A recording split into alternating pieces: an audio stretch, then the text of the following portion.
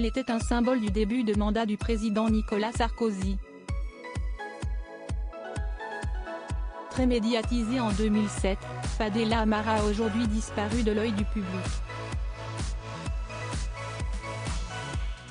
Pourtant, l'ancienne secrétaire d'État chargée de la politique de la ville, qui fête son 59e anniversaire ce mardi 25 avril, n'a pas mis fin à son engagement politique et social.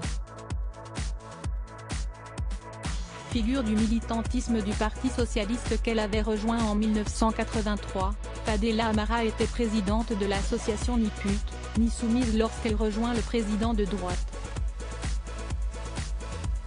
Elle est alors vue comme l'une des prises de guerre de Nicolas Sarkozy à la gauche.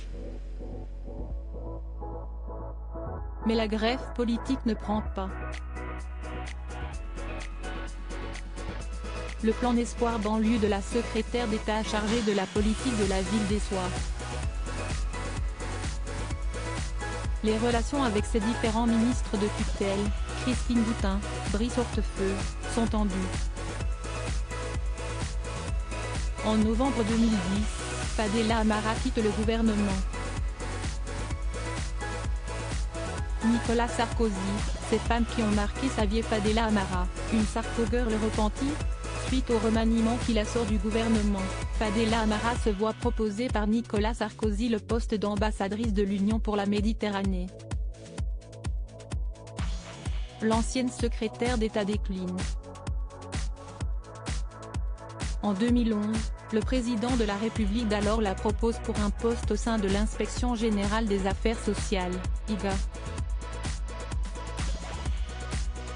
J'ai accepté l'IGAS parce que c'est presque dans la continuité de ce que j'ai commencé quand j'étais un peu plus jeune, avait-elle alors expliqué dans la presse.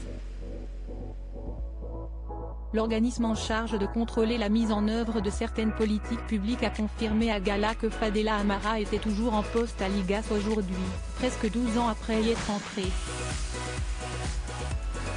Après ces 3 années houleuses au sein d'un gouvernement de droite, Fadela Amara a renoué avec son engagement politique à gauche.